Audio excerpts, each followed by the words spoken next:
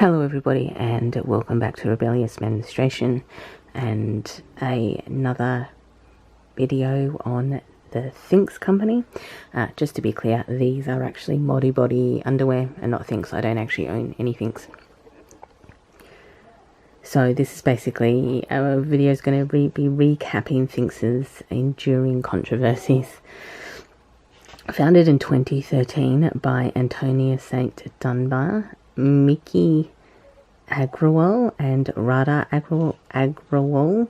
Thinx was behind a controversial New York City subway campaign.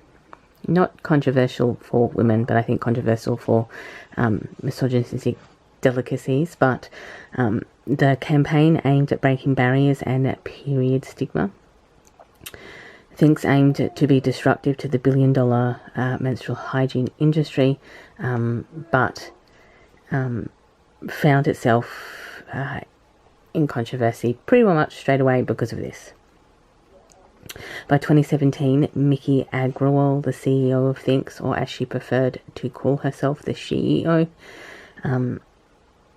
was at the centre of sexual assault allegations, including inappropriate sexual advances and creating a hostile work environment. A number of employees, female employees, filed complaints noting Agrawal's aggressive, retaliatory nature and demeanour in the workplace. That led to an environment that encouraged retaliation if one spoke up. Compensation for employees was raised. I'm going to start the sentence again. In addition, compensation for employees was raised as many were paid under the market value for their work, and Thinx as a company lacked HR staff and associated policies and procedures that may or may not have prevented the above issues. These controversies led to the Thinx board, primarily all male and based in Sri Lanka. So the reason that they had a primarily all male board that resided in Sri Lanka when they were American owned and founded company was that primarily investor, particularly in these early days, was a investor called MAS Holdings, who had invested over $1 million, estimated to be about 1.5, into Thinx, and that kind of gave them the board of directors positions. So this board replaced Agrawal with Maria Mollard in July 2017. So Maria Mollard walked into a successful company, teetering on closing as the 30 remaining employees were overworked, under-resourced and underpaid. This led to delays in product development, expansion and additional reputational risk. So when your staff, when you don't have adequate staff, don't compensate adequate staff, you're not getting the type of creation needed for company investment, because at some point, the underwear type of products are going to be lasting, say, 3 or 4 years, probably about 48 to 55 periods. So they're not necessarily going to be immediately replaced, unlike, say, single-use disposable tampons or pads. So you're going to need to kind of diversify your industry, even if it's within the menstrual hygiene industry, to actually keep up. Body's expanded line has swimwear and leggings and shorts, and they kind of expand into all of these other areas so that people will continue to buy not just the period underwear but the expanded lines that they have. So within a year, Mollard had developed Thinx into the fastest growing woman-led company.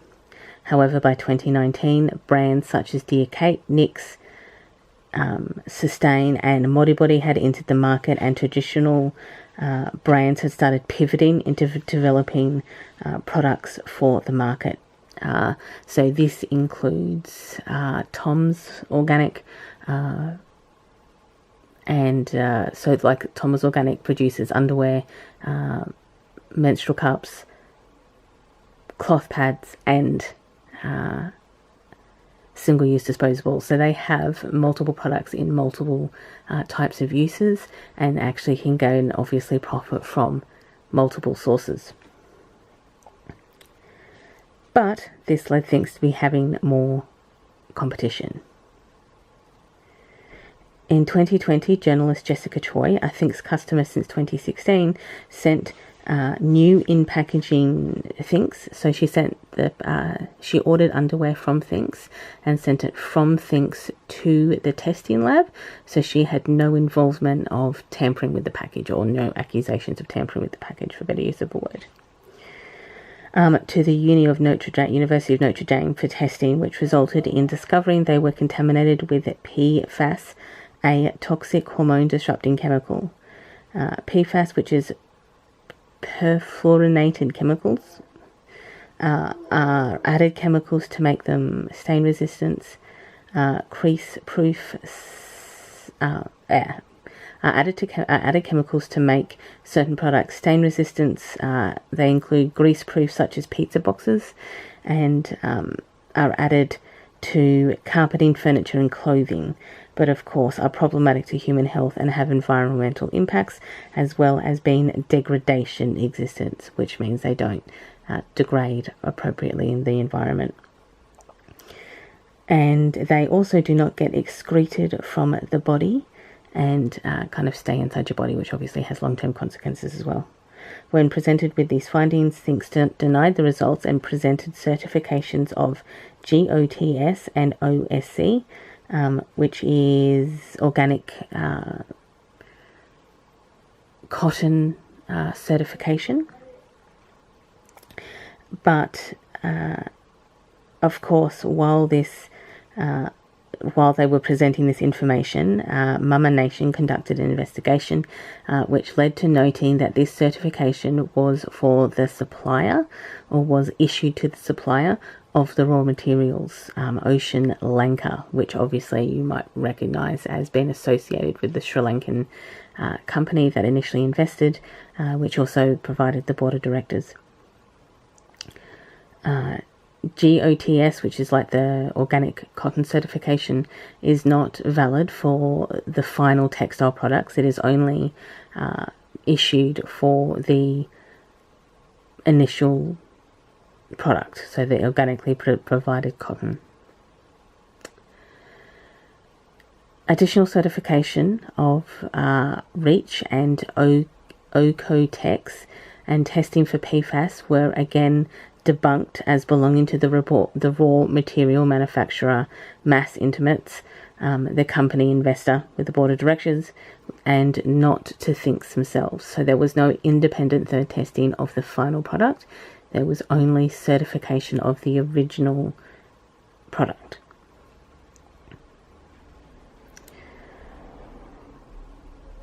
So now that Mama Nation's investigation had rendered these certificates obsolete for Thinx, it obviously kind of created additional problems for the company.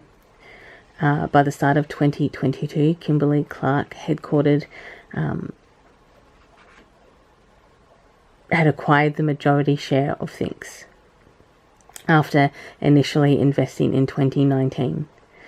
Adding it to their feminine hygiene industry inventory, and by May 2022, Mallard announced she was stepping down on June 30, and with Johnson & Johnson executive Megan Davies announced as the incoming CEO. In May 2022, a complaint was filed for fraud and deceptive practices as third-party testing showed PFAS. Contaminants that, going back to this article by Jessica Choi in the Sierra, they had showed third-party testing that contaminants had been linked with the adverse health effects, stating that advertising had led, so that original kind of advertising campaign that caused controversy in the New York City subway system, and subsequent advertising indicated to consumers that Thinx underwear were healthy, safe and sustainable choice, but in reality obviously contained harmful chemicals that are safety hazard to both the female body and the environment. Thinx obviously continues to deny any of these allegations. However, like the lawsuits that were filed in both California and Massachusetts, not only were combined but had an outcome of settlement at court. So while Thinx continued to not admit liability, but they committed to paying up to $5 million in reimbursement, as well as modifying market material and altering production processes that do not indicate that these are third-party tested and or are safe for the woman's body. So while they might not have admitted liability, they certainly admitted to lying in their marketing material. In early 2024, Thinx announced layoffs for over 95% of employees to take effect by May 1st, 2024, citing manufacturing layoffs and a merger as the reasons. Of course, these layoffs has been associated with Kimberly-Clark's majority stakeholder investment and in 2022, following the minority investment in 2019, and of course the CEO replacement as well, which obviously refocused the Thinx platform. Also cited were declining profits. The company profits grew from $6 million in 2015 to $47 million in 2018, which was a 600% markup. But of course, this initially attracted those investments, particularly from Kimberly-Clark in 2019 and 2022. But of course, since then, the profits have evened out. Because again, as I stated at the start of the video, you need to be kind of continually developing new products to keep customers interested and customers kind of invested in your product. Because if you just bought, say, 10 underwear every 4 years, it's not necessarily going to be providing the company with a massive amount of profit. So again, I will keep you guys updated as this story develops.